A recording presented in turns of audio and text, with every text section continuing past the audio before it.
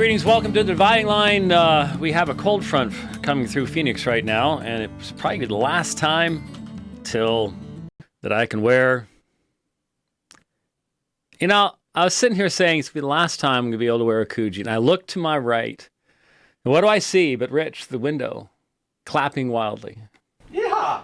I mean, you know, people know that this makes me happy, but does he care? You all don't see what we endure here. The persecution, instead I just get told that I'm the mean one. I tell you. But yeah, it's not even gonna make 70 today. So, you know, here in Phoenix, anything in the 60s, you can actually justify wearing a sweater for. So probably be our last shot. And so we'll or as you all say in other places of the world, wearing a jumper today or a woolly. Make sure to put on your woolly. Strange. Anyways, yes, we will try to get to the phones eventually. We have a couple things to get to. I found it interesting this morning. I received a tweet from Cheryl Lyle, and it says 9 hours ago. And what's interesting is she specifically followed me to tweet this message. So I see on my screen the follow notification, immediately followed by the tweet addressed to me. It says, "For the sake of multi-millions worldwide, would you kindly read Kathy Baldock's book, Walking the Bridgeless Canyon? Thanks." And then there is a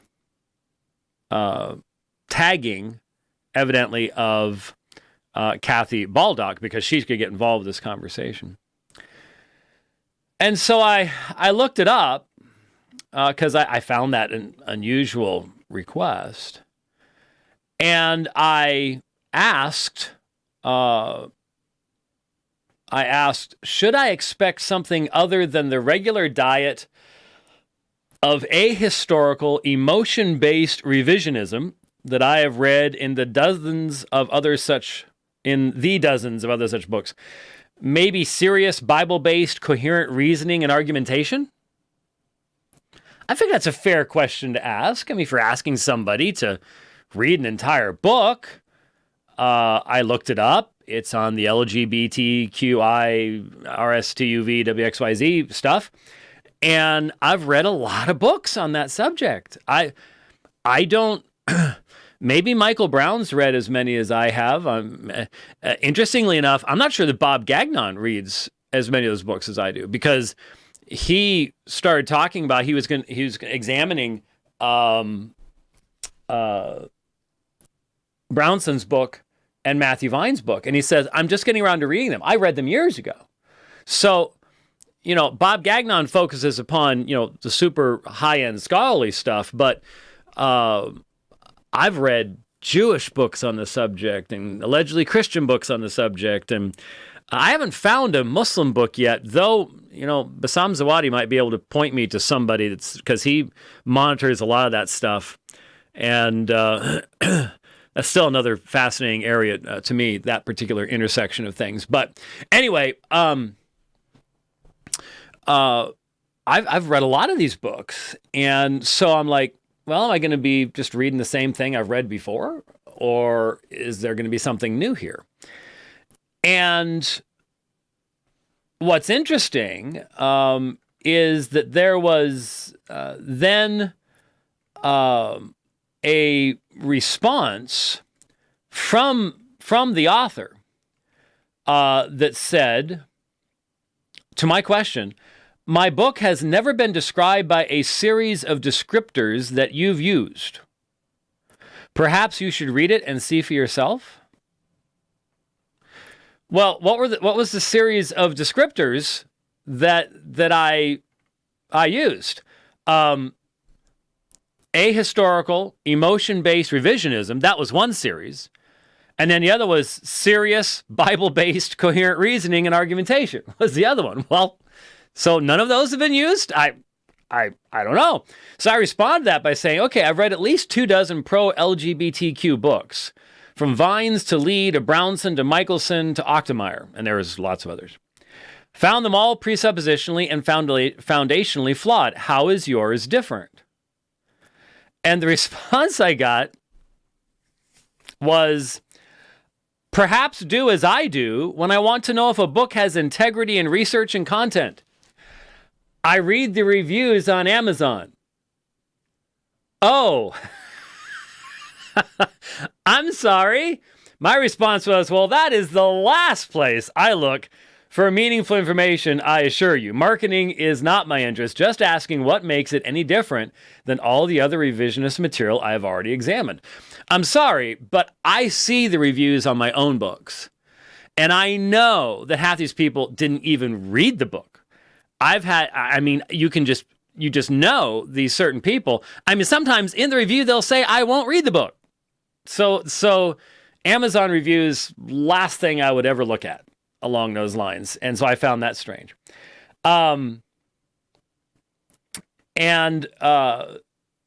Cheryl Lyle, who started all of this and clearly wanted to get this conversation going, popped in and said, Kathy speaks truth. Thank you so much for your research and passion for truth for the multi-millions worldwide who were born as LGBT. Only the fundamentalists choose literal translations instead of contextual truth. The Bible is copies times copies times copies.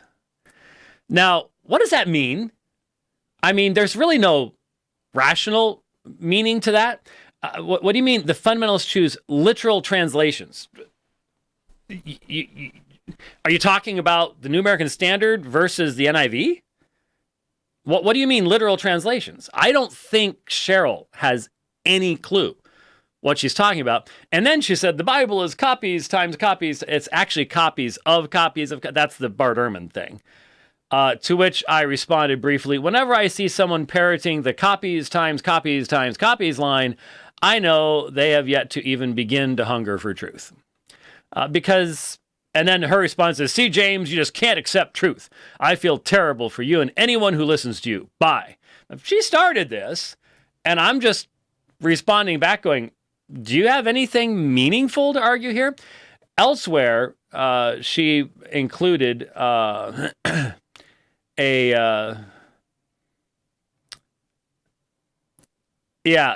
she quoted me.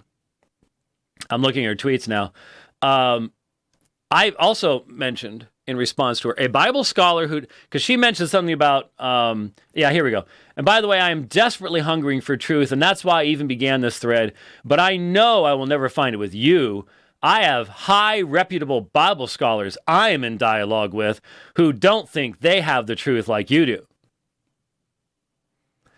Just think about that one for just a second. To which I responded, a Bible scholar who doesn't believe the Bible is what Jesus taught it was can only bring you confusion and disappointment. Your statement about copies is, of course, false and verifiably so. Doesn't that concern you? And her response to that was, fundamentalism and literalist. Ugh, I am out of this conversation. Well, yes, goodbye. You are the weakest link. So I just found that whole thing rather interesting.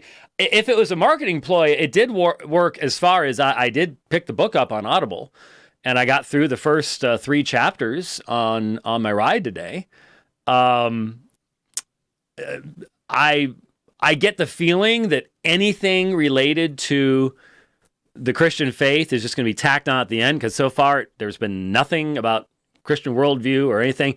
The introduction, sort of gave an idea of what's going on here and what's happened in this person's life. But, so far it's just been a very, very one-sided history of psychiatry and psychoanalysis and, stuff like that. And so, something tells me it's going to be just a recooked version of Vines or Lee or whoever once we finally get to a few Bible sections a little bit later on. So we'll see.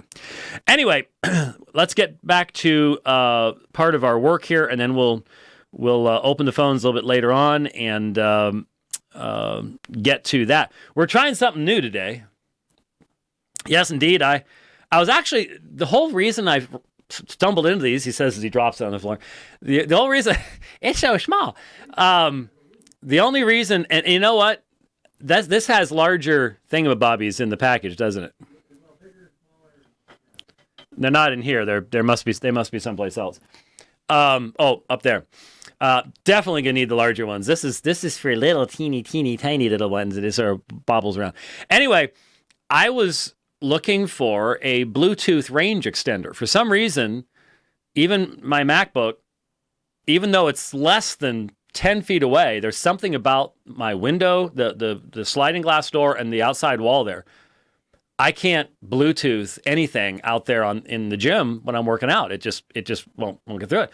So I was looking for a range extender and stumbled onto this. I started reading about latency stuff because, look, folks, we've been using a 1980s vintage earbud, hardwired in for me to be able to hear what's being played and talk to people on the phone and stuff like that. And it's like, so I don't remember how long ago it was, a year and a half or so ago. I said, let's use Bluetooth, man. I'm tired of this. This wire gets in the way. It looks dumb. Well, there's this thing called latency. How long it takes for the thing to process and get it into your ear. And so I'd say something and, over a second and a half, sometimes 2 seconds later, I'm hearing it.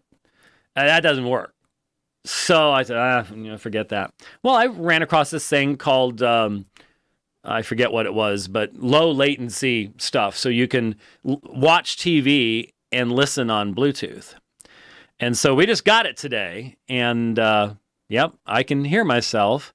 And it's very low latency. I can detect just a little delay, but certainly not enough to cause any problems. So we're going to try. And this is how I'll hear the callers too. So we don't know how long the batteries last. And we didn't really have a chance to,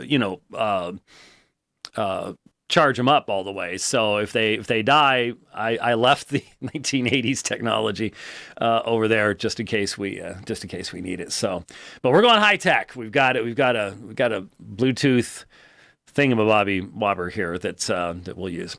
Okay, now let's talk a little bit about. I'm going to deal with one particular assertion, and really go into depth on this. But I think this is important. This is one of Bart Ehrman's normal arguments. It's found in the debate. Let's just go ahead and listen to it and hear what he presents. And I'll pick up the speed just a little bit. Here we go. Let me move to the end of Jesus' life, his death and resurrection. It is interesting that both the Gospel of Mark and the Gospel of John tell you exactly the day on which Jesus died. It was sometime around the Passover feast when Jews would celebrate the Passover, the Exodus from Egypt, by having a lamb slaughtered in the temple on the day of preparation for the Passover. You prepare the Passover meal, which involves eating lamb that night. The lambs get slaughtered on the day of preparation, and that night is when the next day begins in Jewish reckoning. The night's the next day. When it gets dark, that's when the day begins in Jewish reckoning. So in all the Gospels, Jesus dies sometime around there somewhere. In John's Gospel, John is clear.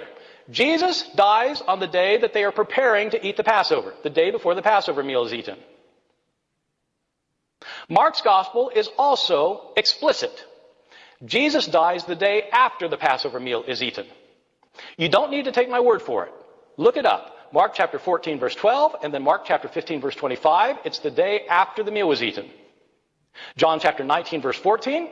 It was the day before the meal was eaten. They're explicit, both of them. But how can it be both?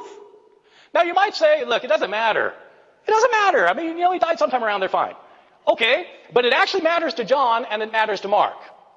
It matters to John because John is our only gospel that says that Jesus is the Lamb of God who takes away the sins of the world. John is the only gospel that says that, and he has Jesus killed exactly when the lambs are being killed, to show that he's the Lamb of God. It matters to him when Jesus died. And it matters for Mark that Jesus died the next day, because for Mark, when Jesus gives his Last Supper, it's a Passover meal. So that the Christian, the Lord's Supper, is a replacement of the Passover meal. It's important to both of them when Jesus died, but he dies on different days. They can't both be right. If you're asking, are the Gospels accurate? Well, one or both of them had to get it wrong because Jesus didn't get crucified 2 different times. He got crucified once. There are a number of implausible things that you find in the Gospel accounts of Jesus' death. The most famous one. Okay, there's the presentation. Okay, and Lycona is going to roll over on that one. And go, yeah, but it's not a big deal. But yeah, John definitely has Jesus crucified on a different day, and I'm with Ehrman. If John is doing that, that's a serious problem. There's no question about that. And there are lots of theologians who like the idea. I think that, yeah, that's what John's doing. John's emphasizing that Jesus is the Lamb of God. There's only one problem with that. John never says that. Where in the crucifixion accounts do you have anything about, and by the way, this is when the lambs were being slaughtered, and the Jesus is slaughtered the same time? You know, that's just theologians going, oh, that would mean that, and therefore that must be what he's thinking. Well, I mentioned before that what I'm going to present to you is not anything new, and this answer to this allegation has been around for a long, long time. Again, I forgot to grab it, but one of my textbooks from college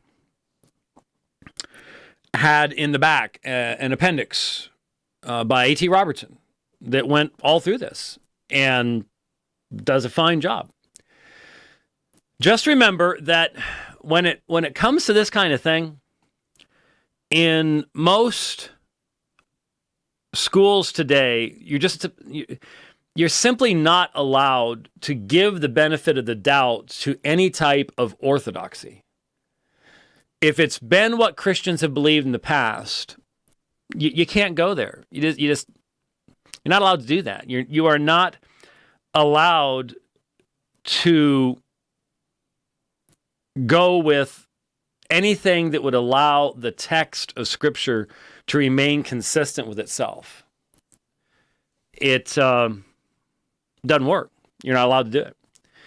Now, what I'm going to present to you is a meaningful, consistent. I've never heard Ehrman even mention it, even try to interact with it. And to be honest with you, I don't think he ever would, because to interact with it is to give it more credence or respect than I think he thinks any type of harmonization deserves. So here's, and like I said, I think I first presented this particular thing, this particular keynote section at the Jeremiah Cry Convention in New York a number of years ago. I don't remember how many years ago now, but somebody could look it up and tell me. But it was a while back.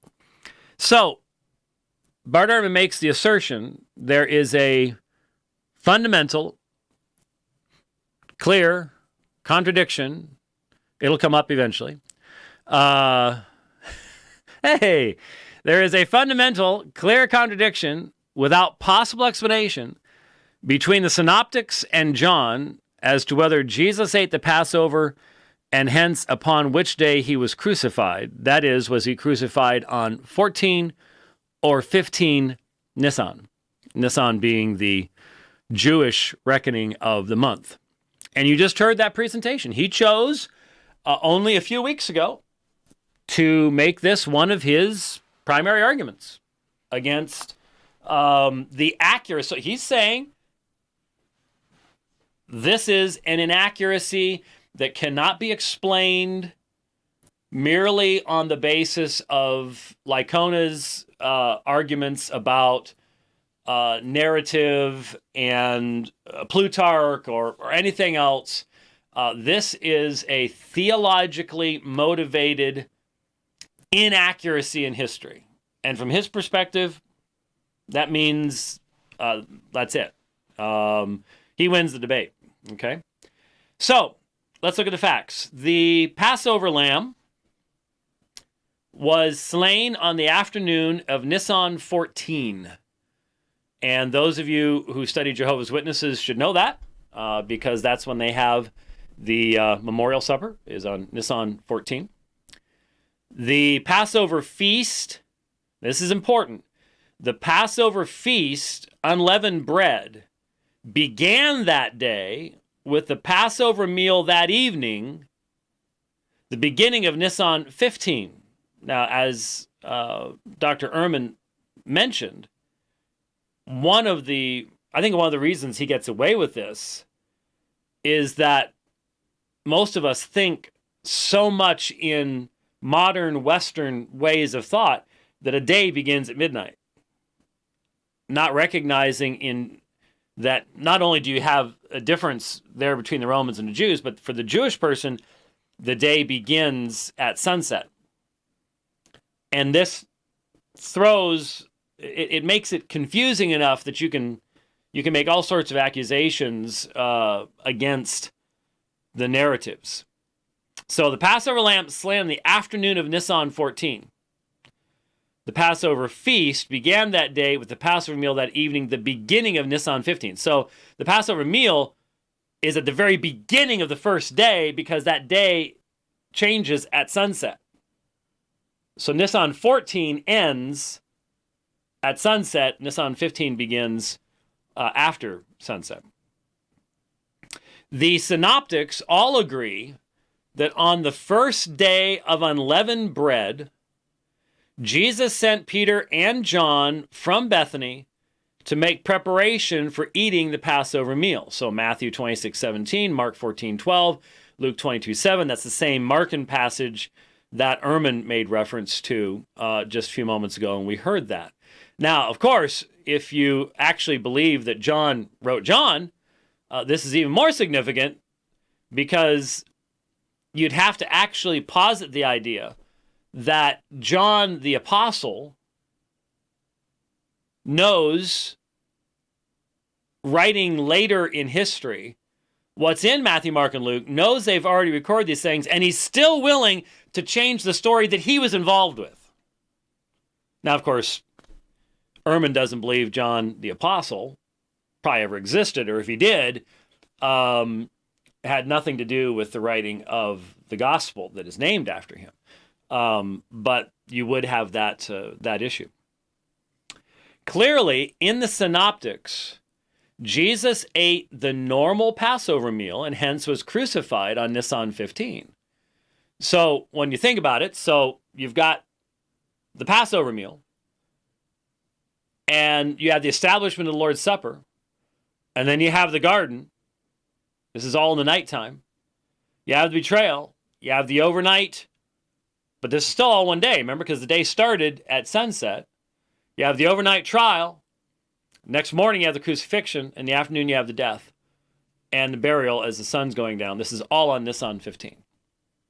All on Nisan 15. So they're all united with that. Many scholars, including modern and mainly conservative scholars, have concluded that John has Jesus eat the Passover on Nisan 13, so that he is crucified at the same time as the Passover lamb on Nisan 14. And that's what Ehrman is referring to. There are 5 relevant passages in the Gospel of John to examine. Ehrman says that clearly John contradicts the synoptics. Unfortunately, this debate, Mike Licona collapses on that, says, yep. But is this so? Let's look at some of the passages.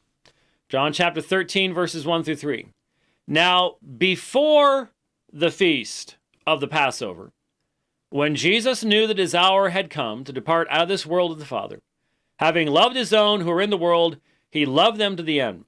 During supper, when the devil had already put it into the heart of Judas Iscariot, Simon's son, to betray him, Jesus, knowing that the Father had given all things into his hands and that he had come from God and was going back to God. I guess I cut it off at that point. Okay, there's verses 1 through 3. It is assumed, on the basis of this being before the feast of the Passover, that this means it was 24 hours before, that is 13 Nisan. But this requires us to read Feast of the Passover, and this is the key. This requires us to read Feast of the Passover as referring only to the initial meal, not to the entire celebration, which lasted an entire week. That's what people miss. And I think part of the problem here is that we as, especially Western Americans, don't have multi-day holidays. We may talk about the 12 days of Christmas, but who seriously celebrates 12 days of Christmas? And so when we think of the Feast of the Passover, we think of a singular event, that one meal, which is just the inauguration and opening of the Feast of the Passover, which lasts for a week. Instead, the text speaks of Jesus doing things during the supper, which is clearly the normal Passover meal. John would have to expect his audience to be utterly ignorant of a bunch of stuff that he assumes they're not ignorant of anywhere else in the gospel. For people not to recognize that what's going on with the cup and the disciples reclining and this is the Passover meal. But it's the Passover meal that starts the Passover feast. But John's not trying to say that. If he's trying to differentiate, if he's trying to make this point, he would have had to have said something to differentiate this supper from the supper that everyone would have been assuming they're talking about, and that is the Passover meal that initiates the celebration. Let's look at John 13:27. Then after he had taken the morsel, Satan entered into him. Jesus said to him, "What you are going to do quickly." Now, no one at the table knew why he said this to him. Some thought that because Judas had the money bag, Jesus was telling him, "Buy what we need for the feast," or that he should give something to the poor. So now it is assumed that the disciples would not have thought Judas was going to make preparations for the feast if the Passover meal itself was already over. Hence, this must be 13 Nisan, not 14.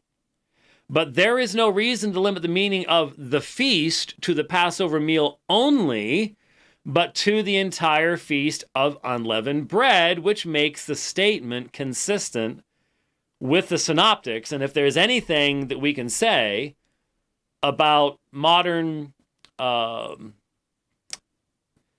schooling and modern way of thought, you don't want the statement, you don't want to take the position that makes the Bible consistent. You're not going to get published that way.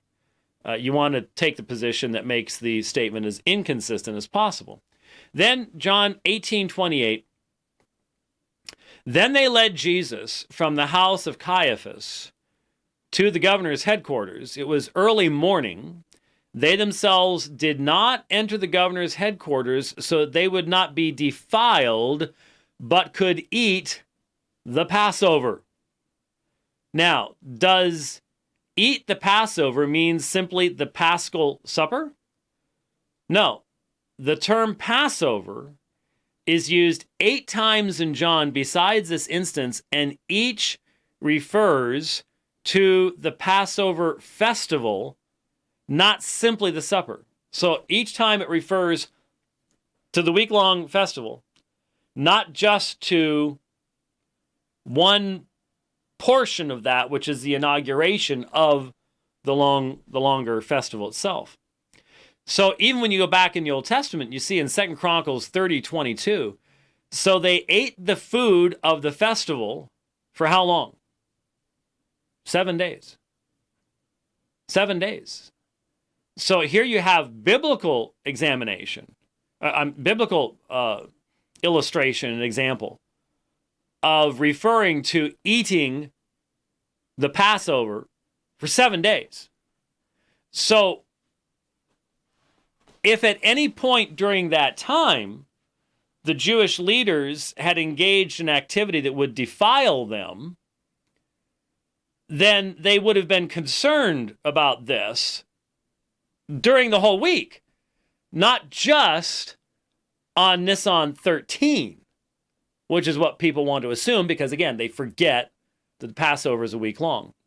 Since this comment is made early in the morning, so when the Jewish leaders make that comment about not wanting to defile themselves, that's made early in the morning. This must mean the festival and not merely the supper, which is already passed, as any impurities would pass away at sundown. So in other words, if the idea was this is Nisan 13, the impurities are done by sundown so they could eat that evening if they wanted to. So they're talking about the festival where there would have been activities during the day that they would not be able to participate in until that evening.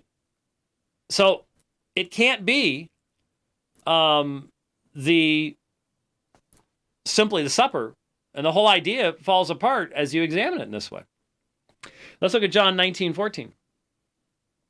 Now, it was the day of preparation of the Passover. It was about the 6th hour. He said to the Jews, "Behold your king." Now, here's, again, this is, we've talked about this in the past in regards to the 3 days, 3 nights issue a number of times. But we always have new listeners, we always have new viewers, and so we've addressed many times the question, what day of the week was Jesus crucified on? Because if you've got the prophecy, 3 days, 3 nights, we hear that very literalistically and go, that means it needs to be, 72 hours, not with a smidge of difference, which, again, is not what any of the original writers would have been intending in the first place. And when we see preparation of the Passover, we see the word preparation, and we go, that's the day that you prepare all the stuff for the Passover. So the Passover is the next day, so it's Nisan 13 again. But this is the problem. The very word, there is no word Friday. I mean, obviously, in English, Friday would not have existed at that time. And each culture had different names for their days. And especially under the Romans, this led to, the necessity to adopt sort of a almost secular, or at least, you had to, if you're a Jewish person and you're using your days of the week, you still have to be able to communicate with people around you. If you're doing business with them, whatever else it might be, you have to be able to say, I need delivery of such and such on such and such day, and you have to use terminology they're going to understand. But the term for Friday in Greek, to this day, paraskeue, to this day, is preparation.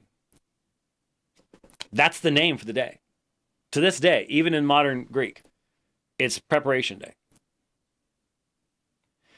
And so that throws us all over the place. It's actually nice, accurate thing, but we read into it what they would never have read into it. And that is, we hear preparation of the Passover. That means the day before the Passover, where you prepare things for the Passover, whenever that might fall. No, that's not how they would have understood it. It's the Friday of Passover week. It's Friday. And all the Gospels are accurately united in saying Jesus died on Preparation Day, Friday. I mean, it's just That's the day for Friday. I mean, if we wanted to avoid the confusion at this point, instead of using the term preparation, we'd go ahead and render it in modern language, the Friday of the Passover week. Because that's how clear it is in Greek, and how clear that would have been to the original audiences. And this is really just a place where cultural usage, language, translation throws us a curve. And we get all confused and go, oh, what day was it? What? Hey, that type of thing. So this says it was about the 6th hour, and he said to the Jews, behold your king. Preparation goes Friday, that is Friday of the Passover week. And the other thing is here, 6th hour, 6th hour in whose reckoning? It does seem that the Synoptic Gospels use Jewish reckoning, and John, writing at a much later period, uses Roman reckoning. Because then, there's the allegation that they have Jesus dying at different times. I didn't check into this. I'm not sure how I would. It would take forever. But I don't recall Ehrman raising the issue of the time of Jesus' crucifixion. Maybe he recognizes that that's not actually a valid argument in light of Jewish and Roman means of telling time, that they actually do say the same thing, as long as you just recognize who's using what. I'm not sure. So John 19:31, since it was the day of preparation, and by the way, we'll go ahead and open the phones, because that'll be the next thing on the list would be your phone calls. Since it was, I'm sorry? Oh, you're already answering one? Oh, but people just don't have it memorized? 877-753-3341, 877-753-3341. That is toll free, I believe, is it not? Yes, it is. 877-753-3341. Since it was the day of preparation, so in other words, since it was Friday, and so the bodies would not remain on the cross on the Sabbath, for that Sabbath was a high day, because it was the Sabbath of the Passover festival. The Jews asked Pilate that their legs might be broken and they might be taken away. So every day of the festival was a high day, including the Sabbath of the festival, because it's going to be a week long. There's going to have to be a Sabbath in there, so it's going to be a high Sabbath. This does not mean the first day of the festival coincide with the Sabbath, which would be altering the timeline. So when you look at John, when you listen to what John says, when you allow for the feast of the Passover to be a week long and not merely the supper that inaugurates it, we see that John is in harmony with the synoptics on this matter. We see no evidence whatsoever that John is attempting to change things to make some type of theological point. And it really makes me wonder, to be perfectly honest with you, at the people who go, oh, yeah, that sounds about right. Yeah, John must just make a theological point. We can let him have a theological point, no problem.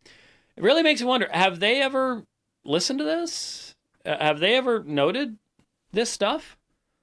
I can't assume it, given the focus of theological education in seminaries today. This wouldn't be a part of that focus. And even back in the 80s at Fuller, this just simply wouldn't have even been presented as an option. Really wouldn't have. So now, I spent 20 minutes on that. Could we drop that screen out of there, Rich? Appreciate that. So I can get my computer back. All right. Let me look here. I would say Ehrman 2 minutes and 39 seconds. I love Audio Note Taker. Great program. The section we played, I'm pretty certain I played around with it there, but about 2 minutes and 39 seconds in length. I spent more than 20 minutes responding to it fairly, honestly, and in depth. You can't do that in a debate. You can't do that in a debate. I understand that. That's why debates always have to be a starting place. And that's why, from my perspective, one of the things I'm doing in a debate is I'm trying to make sure that if someone does sit down and do the work that's necessary to really get meaningful benefit out of a debate and check things out, they'll find out that what I said does check out. I can't worry myself about people who aren't going to do that and or have their minds made up or are primarily influenced by emotion and by the visual and stuff like that. If I was overly concerned about the visual, I wouldn't be wearing my Kuji today. And Rich is agreeing in the other room.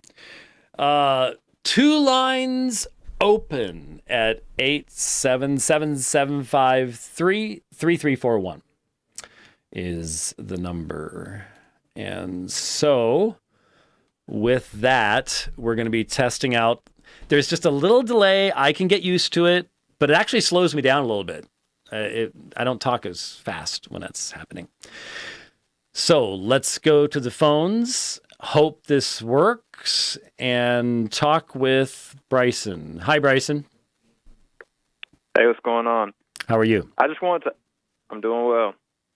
I just wanted to ask you for recommended books on the resurrection of Jesus, because I know that you're not as happy to recommend Mike Licona, and he has a big volume on it, and maybe guys like William Lane Craig. So what would be some books that you'd recommend on the resurrection?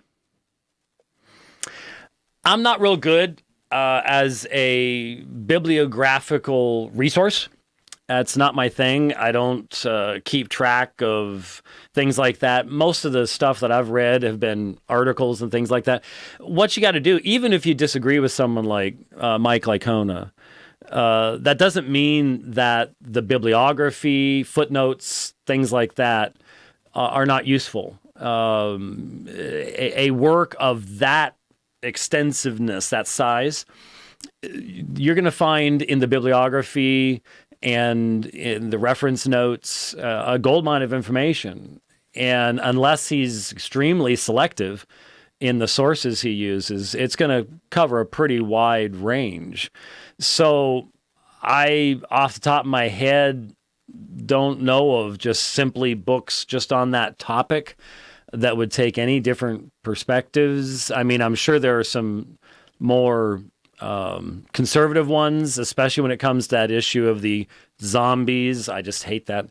That's just a horrible way of describing it. But issues like that. But I'm not saying to people, don't read Licona's book on that subject. Just you have to read anything by anybody with discernment. And, I certainly learned in seminary, you can read stuff that you disagree with and learn a lot from it, as long as you read it in a discerning fashion. That's what's gotten me into trouble with a lot of people, is that I'm willing to do that. And it is interesting. I was already doing that. I was already looking at that camera. Sorry. I just automatically, when we're doing phones, I just look at that camera.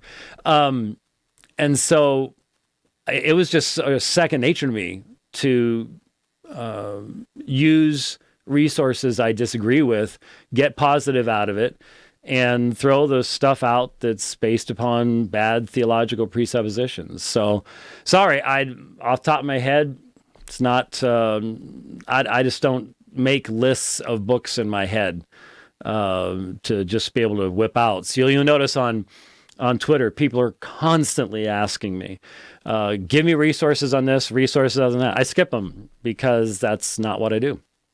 Sorry. Sorry. Quick second question. I just wanted to ask if you were going to be interested in reviewing Bart Ehrman's newest book since you were talking about him today. And I saw Michael Kruger post an article reviewing it on the Gospel Coalition. So yeah, Kruger said it wasn't anything groundbreaking. I got the Audible of it. I haven't listened to it yet. It's, Kruger said there really wasn't much to talk about because it was sort of a historical survey, but I may get around to it. I don't know. All right. Thank you. Okay. Thanks. Bye-bye. 877-753-3341. Let's talk to Brandon. Hello, Brandon. Hey, Dr. Watt. How you doing? Good. Hey, got a quick question. It may be a simple answer, it may be an extended one. But in your discussion with Stephen Anderson, with when you all were talking in your dividing line program, when you talked about Hebrews 8:9 and the Jeremiah 31:32, and you were talking about the difference in the Hebrew text between the Gaal and the Baal, and how the Septuagint picks up on the variant reading there. I had a question on: should we follow? Should we? What should we look to as? I guess the correct manuscript tradition. Should we follow like the Septuagint, since the author of Hebrews kind of goes that way, or just kind of a follow up on that end of that dividing line? Yeah, I just had a question about that. It's obviously an interesting question. The Reformation answer was the Old Testament in Hebrew and the New Testament in Greek, but the problem you face there is just that. You have in the New Testament a recognition of different lines of transmission over time, and the reformers themselves did not have the same information that we have today concerning the state of the text in that day. I mean, until the discovery of the Dead Sea Scrolls, the oldest Hebrew manuscripts we had were the Masoretic text from 9 centuries after the time of Jesus. And so that sort of causes a problem in being able to compare those traditions. The early church answer was the Greek Septuagint. And part of that was because of the early break between the synagogue and the church, which was a very negative thing in the sense that the knowledge of Hebrew became much less prevalent than it should have been. You have the reality of only a few people having knowledge of those things. And that's a problem in and of itself. They didn't know Hebrew. They didn't. They weren't able to study it in that way. So the early church's answer to that question was you use the Greek Septuagint. I think the best answer to that question is you default to the Hebrew, always looking to the Greek Septuagint, and always with a recognition that there are places where you have these variations, and when those variations come up, then you have to see what the apostolic writers were doing. And there are times when they clearly preferred the Septuagint over the Hebrew. So at that point, you got to do what you got to do, and they both represent what the apostles had access to at that time and were utilizing and things like that. So I'm uncomfortable saying, well, you only use this when you have more available to you. Yeah. And I had booked, I read Bruce, what Bruce had to say about it, and wasn't very satisfactory, I guess.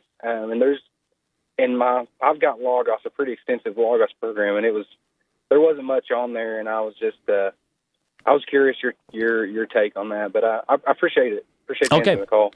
All right. So, Thank you. Hey, we're gonna try to get you to Knoxville sometime and deal with some of these King James only revival issues out here. So, All right. Thank you. all right. Thank you, sir. Bye-bye.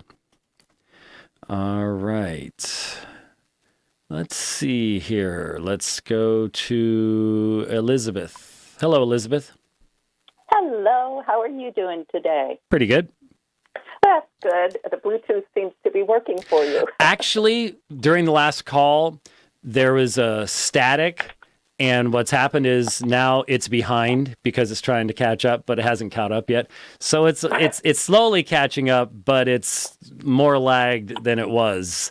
So we'll work on it and where we're putting the transmitter, and there's probably a way for me to hit a button and reconnect it and get rid of all that, but knowing me, I'll hit a button and you'll all be listening to a local rock station or something.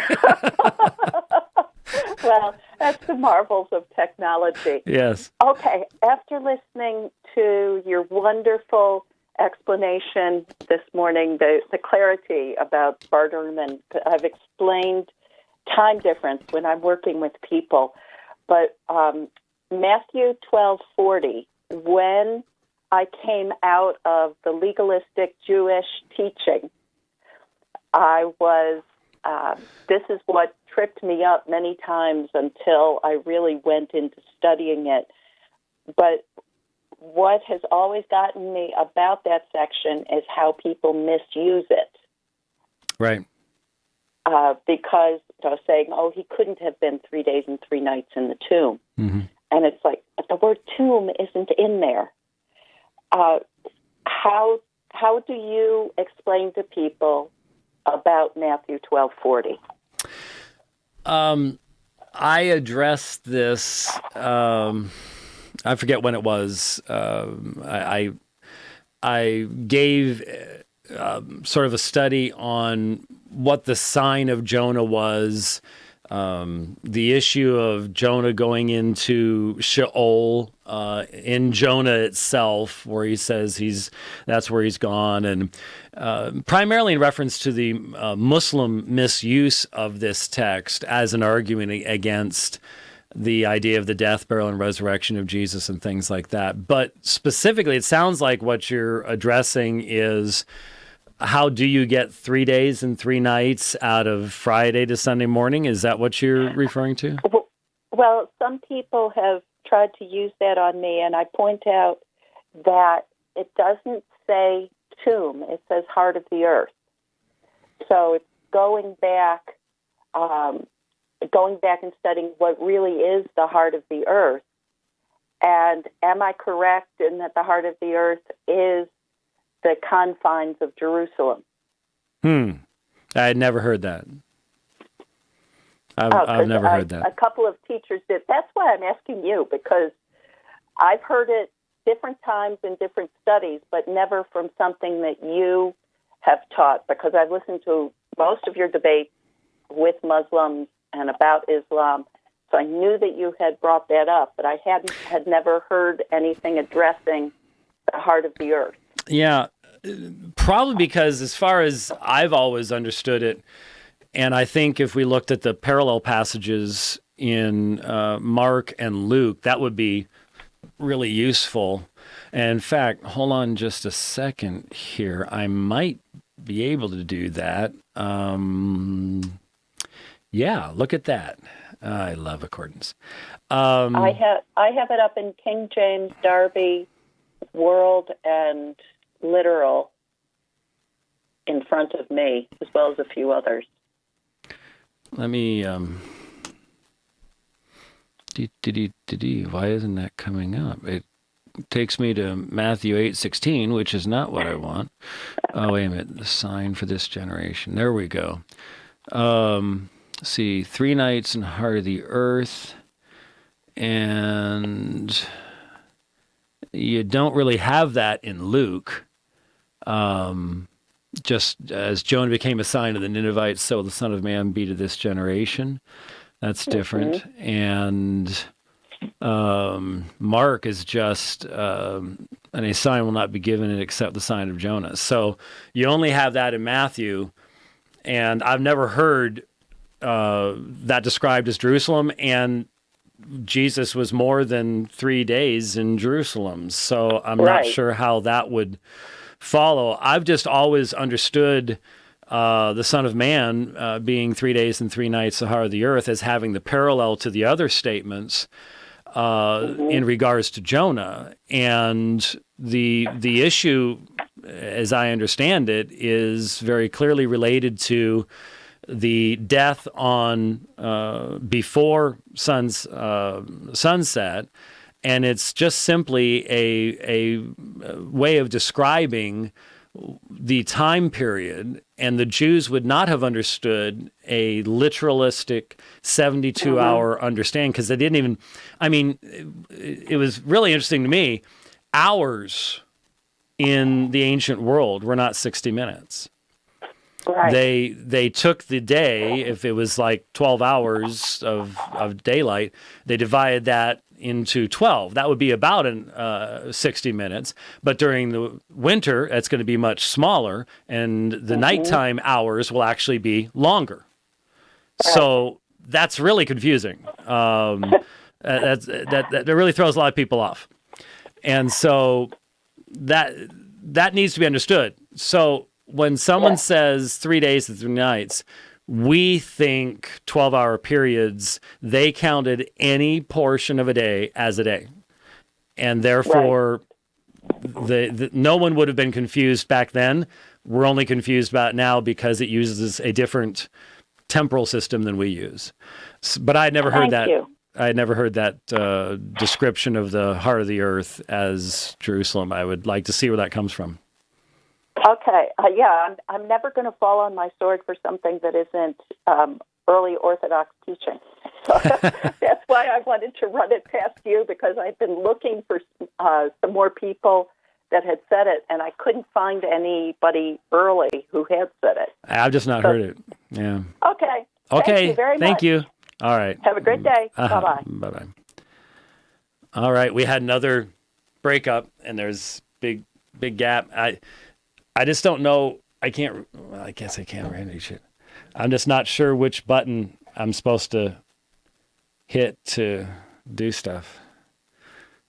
But you've had that happen when you're listening on Bluetooth, where it'll get an interruption and then it starts buffering, and that's basically what it's done. So it slowly catches up over time. So technology's technology. Okay, let's talk to Cullen. Hi, Cullen. Hey, Dr. White. I am just calling because I've been encountering some I don't know. I have relatives and friends that are atheists and skeptical and very like my father, for example, is a former Mormon, and when he left, he sort of broke off from all religion. And I was curious, also just because I'm interested. You've gotten me interested and like loving apologetics, seeking to make God known and really understood among people. And so I appreciate that. But I was just curious if you could give me a good resource for like early church history and sort of how the Bible, the New Testament specifically, came to be compiled. I've heard a lot of your work, but I didn't know if there was a book that you could tell me that would get me educated on the subject of both early church history, starting from the apostles, and then also the beginnings of the Bible and the compilation of the scriptures. There's a lot of stuff there. We just recently put up a video or linked to a video with Dr. Michael Kruger. Oh, goodness. Dr. Michael Kruger, who he and I had a conversation on, I have nothing I can do about that, on the subject of the canon and his books. He has 2 books on the subject of the canon that would be of great assistance to you. Now you're gone. Okay, just leave it right there. And so I would recommend those to you. As far as early church history goes, there's all sorts of single volume works. Owen Chadwick has one on the early church. Then you've got your multi-volume works like Philip Schaff that has multiple volumes on the subject. Some of those are older, some of them are newer. All depends on what you're looking at. But again, this is the one area where I'm sort of like, when people ask for all sorts of books, it's like, I understand. Google, I guess, Amazon. I think myself as well as a lot of people just trust you and trust your consistency with the scriptures. Well, we don't want somebody that's off of out of the left field. Well, anything. It doesn't matter what you're reading. It doesn't. When I mention something like Owen Chadwick's work. Okay. Or Kenneth Scott Lauderette's 2-volume set, or something like that. It doesn't matter who wrote it. Even if it's Dr. Kruger, you have to examine anything by anybody for consistency. Every author has blind spots. Every author has biases, again, that's why I'm sort of glad I went to Fuller Seminary to start off with, because I was forced to deal with that from the start. And I am concerned about folks that will say, well, that particular author believed X, Y, or Z, therefore I can't trust what he says on anything else. There's a lot of people like that, and you end up with a very small amount of resources you can actually utilize when you take that type of an attitude. So that's something to keep in mind. But then again, when you do read these works, they will have bibliographies, and those data mining and resource mining in bibliographies and footnotes is sort of a lost art, but it shouldn't be. That's extremely important to be able to do that. That makes sense. Yeah, so it's not like, well, Schaff does have some of that. He's old enough that his citation methodology is a little bit different. But when you find something that's good generally, then you see what sources they use. That'll give you leads as to where to go from there. Yes, sir. Thank you very much, and I appreciate your ministry, and I'm really glad I got to talk to you. I've been waiting a while to find a question to ask you, so here I am. All right, thanks, Colin. Thanks for listening. You, all right, God bless. All right, bye-bye. Yeah. All right, let's take these 2 calls, and then we'll wrap it up from there. Let's talk with Ross in Philadelphia. Hi, Ross. Hello, Ross. Yes, sir. Go ahead. Oh, cool. Okay. So my question was on compatibilist free will. Basically, I was trying to, at my job a few weeks ago, explain to a coworker of mine who's not a believer the Reformed perspective on the will. As I was talking to him, I was pretty much trying to explain that while, yes, God has decreed all things, whatsoever to come to pass, but man is not forced to do anything. That a man acts upon the desires of his heart, to which my friend responded, well, where do the desires of his heart come from? Mm-hmm. So I guess what I'm just trying to, how would you communicate to someone in trying to explain to them what the Bible teaches about the will of man and the sovereignty of God and the justice and the judgment of God?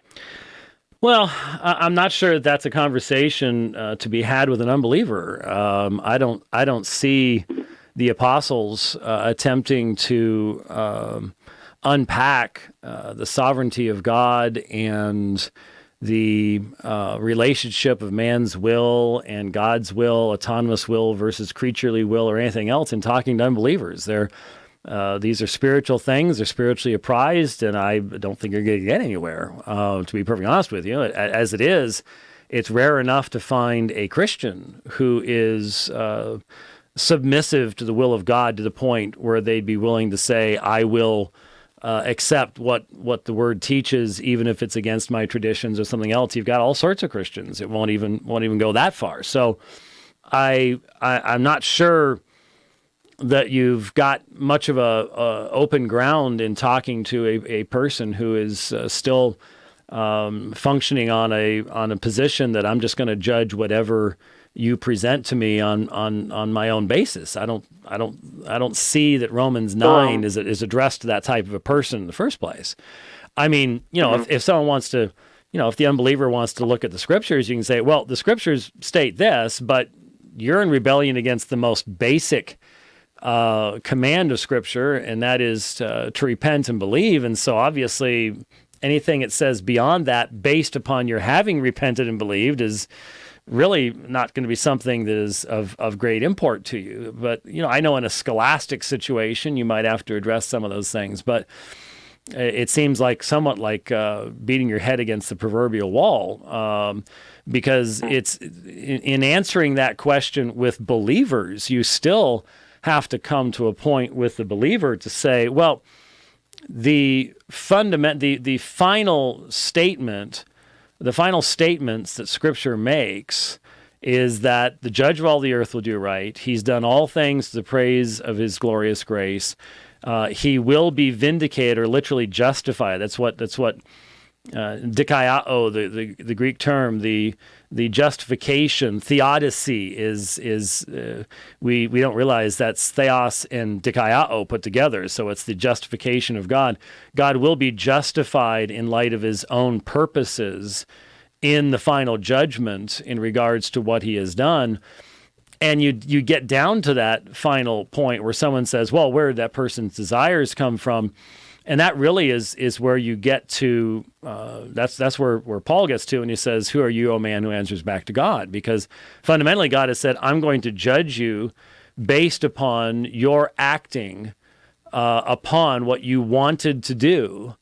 And if you come back and say, yeah, well, if He's totally sovereign, then even that, and it's like, wait a minute, God's already told you you're not a machine, you're not a robot. He's going to judge you on the basis of that. If you go beyond that to say, well, I reject that, then who are you, O man, who answers back to God? The only person that's really addressed to is a person who has already bowed the knee. That no one else is going to find that to be at all a relevant response. And so, even though inter-varsity or inter-Christian debates on this subject can often be rather heated and things like that, at least there is the presumed, if not always true, but presumed reality that everyone in the room is willing to submit themselves to the authority of Scripture. If they're, and we've recognized that's not always the case, and we've got the issue of tradition and stuff like that. But at least that's the assumption that we're operating on. Talking to the unbeliever at that point, it's sort of like trying to explain the comfort that comes from an understanding of a person's union with Christ. I mean, it's like trying to describe to the blind person the beauty of the sunset. You can't do it. They don't have the necessary equipment to be able to really understand what it is you're saying. And I think you'll end up going around in circles for a long time. Is it sort of? When I listen to other Reformed apologists, sometimes they'll say something like if you read John Piper, well, I'm not sure he's a Reformed apologist, but he's Reformed. He'll say he'll appeal to mystery a lot. He'll say, well, this isn't exhausting the mystery, but so is that kind of what we would do? Maybe not in an evangelizing context, but is that sort of how far God's given us? It's just an appeal to mystery? I'm not an expert on Dr. Piper's use of the term mystery. I've not read enough to be able to comment on that. I hesitate. The term mystery has a proper utilization in the New Testament, primarily focused upon the revelation of the nature of the church.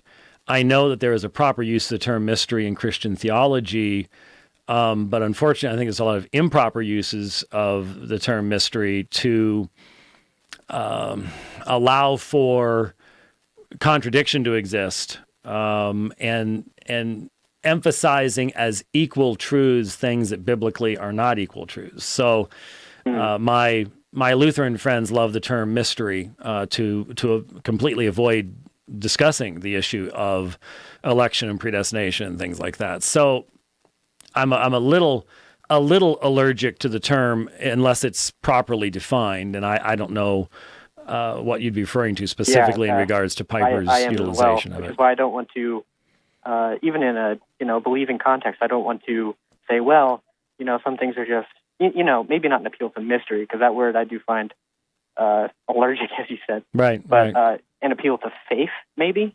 Is that what? Well, would be a more appropriate I would word? say submission. I would say submission to the supremacy of God's truth, the consistency of God's truth, and the reality that God has the right to say this far and no farther. So that's really where we chafe. That's really, I've used the illustration many times before, but it seems to me that Calvin got that very clearly. This far and no farther. God has the right to say, this is the extent of my revelation. I'm not going beyond this. And Edwards tried to get the flashlight of human reason and go beyond that, and ended up stubbing his toe and falling into a cactus.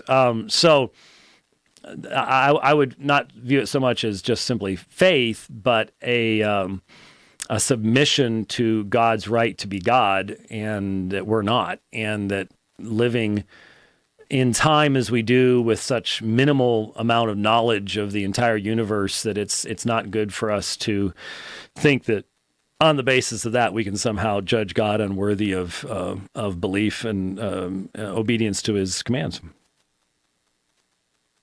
Okay. Thanks, Dr. White. Okay, thanks a lot. Thanks for your call. God bless. Bye-bye. Bye. All right, one more, and let's talk to Justin. Hi, Justin. Hi, Dr. White. Howdy. Hey, so I had a question on Mark chapter 7, verse 16. There is no Mark There's 7, a textual 16. variant there. Yeah, there is no Mark 7, 16. Yeah. So that I was looking at the NA 28, and it just on the ESV it goes from 15 to 17. Mm-hmm. I just want to know how. I'm actually teaching through that in a Bible study. I want to inform the people in my Bible study. Why is this verse not included in the NA 28 or the ESV? Yeah, well, the simplest answer is that when, first of all, we're in Mark, and it would be really, really super cool if this was a part of my manuscript, P45, but unfortunately it's not. Because it would be really, really cool to know whether it contained it or not. It's a short enough section that we can't really tell in light of the condition of the manuscript. But so we don't have any papyri for this particular section of Mark. Maybe someday we will. So the two earliest manuscripts you're going to have for Mark at verse 15 of chapter 7 is Sinaiticus Vaticanus, both of which do not contain it. Then you have at least three other unseals. I'm just looking here at the Nasialand information, and two different translations that likewise do not have it. And it is, of course, the majority reading, but when you have the earliest manuscripts and you have translations not possessing it, and it is a phrase that is well known in Scripture. In other words, isn't let him who has ears hear is a common phraseology, and so it's much more likely in light of it. There's no reason why it would disappear from those earlier manuscripts. It's not like it's offensive or something. It's not like there'd be scribes sitting there going, "Oh, we can't repeat that." It's much more likely that having said the things that Jesus says, that an early scribe had memorized some of the other sayings of Jesus where he uses this phrase and thought that he used it here as well, and inadvertently added it, thinking that it was there, than to have inadvertently deleted it. It does not, by any stretch of the imagination, change the meaning. This is really a variant that you could call meaning wise a throwaway variant, because there's just there's nothing unique about it. The phrase appears elsewhere.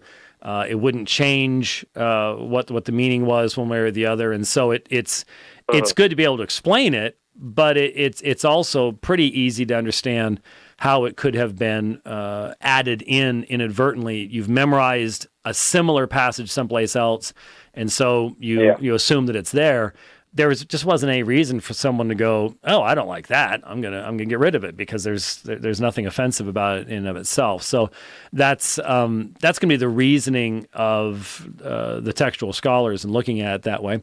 But we will have, I bet within 5 years we will have the CBGM data on this reading, and we'll be able to take a look at it then. But that's just coming around the corner, so we'll see what I know that's the next edition says. Yeah. Okay. Yeah. Okay. Well, yeah. Thank you very much for answering my question, and God bless you and your ministry. I know it's tough doing what you do. So thank you, Dr. White. Okay. Thanks, Justin. I appreciate it. All right. God bless. All right. Have a good day. Okay. Bye-bye. All righty. Well, there you go. We got our phone lines in, and we got lots of different topics addressed, and we're gonna need to put our new Bluetooth technology someplace else. I just think it's got a lot of there's a lot of electronics between just this close up, so might need to hang it from the. Put up there, I don't know, but 2 or 3 times I'd hear the static, and then it's like wow, wow, wow. It's all delayed, and the latency got really bad, and then it gets crazy because when you're hearing what you said 2 seconds after you said it, then it doesn't work. But they guaranteed it, man. Well, yeah, I'm not giving up on it yet because that'd be a whole lot better than this, but. The stick in the rock worked, and that's the important part. So, anyways, thanks for watching Dividing Line today. Oh, good grief! I even had a note. Where'd the note go? Where did the note go? The note disappeared. Well, isn't that great? Write yourself a note, and then the note disappears. Can't blame the Bluetooth for that. No, I have no idea where that program just crashed. It just died. It went bye-bye. So I won't use that for notes in the future, I guess. Haven't mentioned it for a week or so, but I need to mention it again. We have the Zambia leg of my upcoming trip. We know when that's going to be. So now we're working on the Joburg part, and then moving out from there to London, and looking at talking to people in both Glasgow and Belfast. Doesn't have to be either or at that point, but we're trying to find locations for debates and things like that. And obviously, I know time's going by quickly, but anyway, we want to be able to put all these things together. And but we need your assistance. We need your help to be able to afford to fly to all of these different locations. And so we made reference to this a couple weeks ago. But if you want to help make these things possible, these types of trips, and then the debates and the presentations are literally around the world, there is a donation link at aomin.org. You can see the travel fund there, and you can specifically help us to be able to do these things. So we do need your assistance to make that happen. And I just need to let people know about it. And I keep forgetting. I jump into phones or topics or whatever else it might be, and then I get off and I go, oh, I forgot to do that again. So if you agree with us that this is the type of information that needs to be distributed around the world, that we need to be of encouragement in other places, not just here in the United States, then we need your help to be able to get there. So if you can help us, we'd really appreciate it. The donation link is at aomin.org. There's a travel subcategory that you can give to. So thank you very much for your consideration. Thanks for watching. We'll see you next time. God bless.